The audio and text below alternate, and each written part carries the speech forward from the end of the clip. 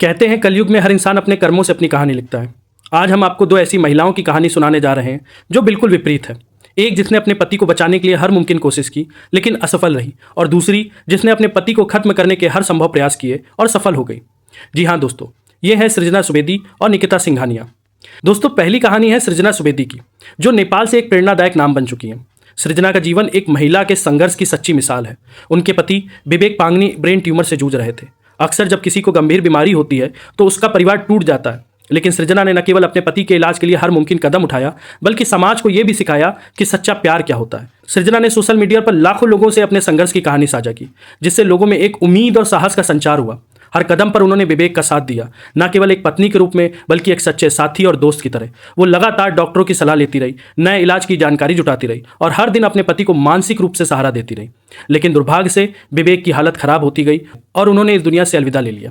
लेकिन सृजना की यह यात्रा उस संघर्ष की मिसाल बन गई जो न केवल एक पत्नी बल्कि हर इंसान के लिए प्रेरणादायक बन सकती है। उन्होंने हमें यह सिखाया कि हार तब तक नहीं होती जब तक हम खुद हार नहीं मानते।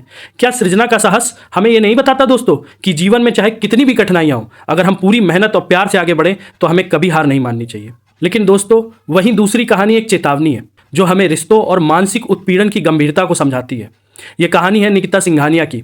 निकिता के पति अतुल सुभाष एक सफल तकनीकी विशेषज्ञ थे, यानी कि एआई इंजीनियर।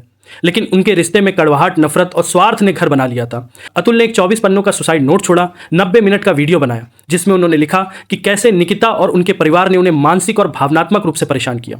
यह कहानी हमें यह बताती है कि रिश्तों में तनाव और नफरत की जगह नहीं होनी चाहिए। अगर रिश्तों में संवाद की कमी हो तो कोई भी समस्या हल नहीं हो सकती। हर समस्या का समाधान संवाद और समझदारी में है, ना कि चुप रहकर उसे सुलझाने में। निकिता की कहानी हमें यह सिखाती है कि रिश्तों में स्वार्थ और नफरत से बढ़कर कुछ भी नहीं है, और यह भी बताती है कि अगर हम अपनी गलतियों से सीखें तो हम समाज में सकारात्मक बदलाव ला सकते हैं।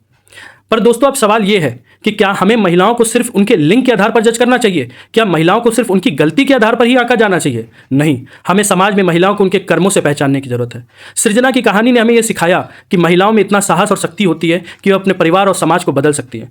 वहीं निकिता की कहानी यह भी दिखाती है कि किसी भी इंसान के कर्मों को बिना समझे उसे जज करना गलत है। दोस्तों, समाज को चाहिए कि वे महिलाओं को हर दृष्टिकोण से देखे, न कि केवल नकारात्मकता के चश्मे से। समाज को यह समझने की जरूरत है कि अगर महिलाओं को सही मौका और समर्थन मिले तो वे दुनिया को बदल सकती है। लेकिन दोस्तों, ये दोनों कहानियां हमें यह सिखाती हैं कि महिलाएं कमजोर नहीं होती, उनमें वे ताकत होती है जो पूरी दुनिया को बदल सकती है। लेकिन यह हमारे ऊपर है कि हम उन्हें किस नजरिए से देखें। क्या हम उन्हें सृजना सुवेदी के नजरिए से देखते हैं या निकिता सिंघानिया के? क्या हम उन्हें साहस और प्रेरणा की मिसाल बनने का मौका देंगे या फिर सिर्फ नकारात्मकता के चश्मे से देखेंगे? ये वक्त है जब हमें अपनी सोच बदलनी होगी दोस्तों, और महिलाओं को उनके कर्मों से पहचानना होगा, ना कि किसी गलत धारणा के आधार पर। सिर्फ तब हम एक बेहतर और समृद्ध समाज की ओर कदम बढ़ा सकते हैं दोस्तों। दो कहानियां, दो औरतें और दो अलग रास्ते। एक ने अपने पति को बचाने का हर संभव प्रयास किया लेकिन हार गई। दूसरी ने अपने पति को मारने की हर मुमकिन कोशिश की और जीत गई। जहां सृजना सुवेदी ने दुनिया को प्यार, समर्थन और संघर्ष की मिसाल दी, वहीं निकिता सिंघानिया की कहानी रिश्तों में कड़वाहट और स्वार्थ की चेतावनी बनकर रह गई। और इसीलिए दोस्तों, ये कहानियां हमें ये सिखाती हैं कि जिंदगी में हमारा नजरिया और कर्म ही हमारी पहचान बनते हैं। आप प्यार और सहारे की मिसाल बन सकते हैं या नफरत और स्वार्थ की चेतावनी। चुनाव आपका है। तो सोचिए, आप कौन बनना चाहेंगे? सृजना सुवेदी, जो कठिनाइयों में भी अपने पति के लिए खड़ी रही, या निकिता सिंघानिया, जिनकी कहानी एक त्रासदी बन गई? तो दोस्तों, क्या आप सृजना जैसी महिलाओं का समर्थन करते हैं? क्या आप समाज में महिलाओं के प्रति अपने नजरिए को बदलने के लिए तैयार हैं? अगर ऐसा है तो इस वीडियो को ज़्यादा से ज़्यादा लोगों को शेयर करें, लाइक करें और मेरे चैनल को सब्सक्राइब करें।